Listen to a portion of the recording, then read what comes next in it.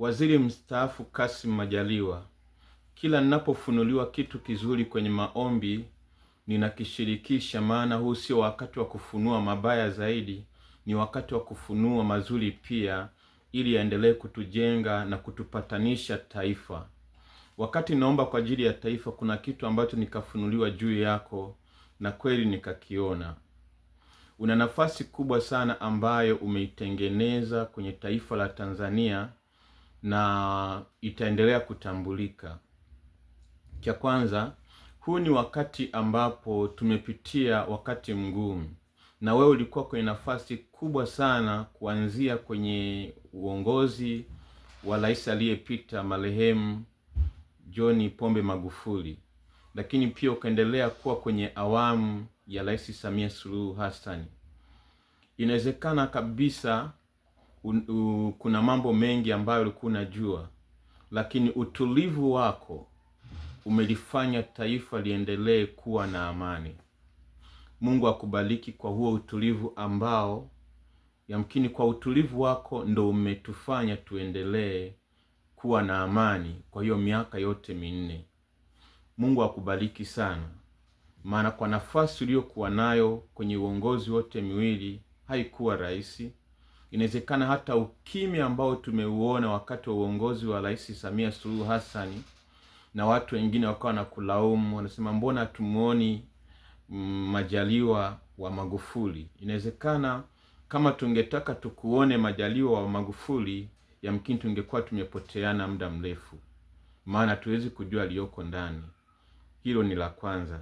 La pili, hekima yako ambayo umeionyesha, ambayo imebeba utu wako, kwa habari ya kuona kwamba hapa nilipofikia ninatakiwa, ni heri kuacha, ni heri kustopu. Kama ni mchezaji, umejua wakati wa kucheza na wakati wa kuacha kucheza. Hiyo hekima imeendelea kutunza heshima yako. Ndiyo maana watu hawaongei mabaya juu yako. Watu hata wakiwa wanaongelea mabaya, lakini bado hawasemi juu yako. Maana yake nini? Kuna heshima ambayo umeitunza. Lakini jambo ambalo kabisa limenifanya nije niseme ni hili: wewe ni Muislamu. Nafasi yako kama Muislamu, kama dini, na namna ambavyo umetumia hekima ukajihudhuru hukuendelea, ina matokeo makubwa sana kwenye taifa letu la Tanzania, kwa habari ya umoja wa taifa la Tanzania katika dini zote hizi mbili, Waislamu na Wakristo. Kwa sababu hujaonyesha udini, umeonyesha ukomavu. Lakini pia wakati mwingine Mungu yamkini alikuweka kwa makusudi ili uwe rejea ya baadaye, kwa sababu umeoa Mkristo, wewe ni Muislamu. Maanake hata kama pale wanasiasa wanapotaka kutupeleka kwenye ugomvi wa kidini, bado tutakumbuka rejea yako, kwamba kwa nini huyu alijihudhuru na alikuwa Muislamu, lakini pia kwa nini huyu kwa hiyo wewe ni rejea nzuri sana tunapotaka kuingia kwenye vita ya udini. Mungu akubariki kwa hilo, na Mungu akutunze, na kila ambacho Mungu anakujalia kufanya kwa ajili ya taifa la Tanzania, kila ambacho unaweza ukafanya ili kuliokoa taifa la Tanzania, usisite kufanya. Hata kama ni kwa siri, watu wasijue, kikubwa Mungu atajua.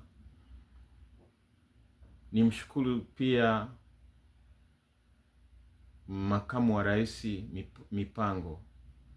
Hekima yenu imeendelea kutunza utulivu wa taifa, na Mungu endelee kuwatumia. Lakini pia kwa nafasi zenu hizo ambazo mlikuwa nazo, bado mna nafasi ya kuendelea kulijenga taifa, kwa sababu hakuna aliyekamilika. Tukisema kwamba kila mmoja amnyoshee mkono mwenzake, nyosha mkono, hatuwezi kuliponya taifa.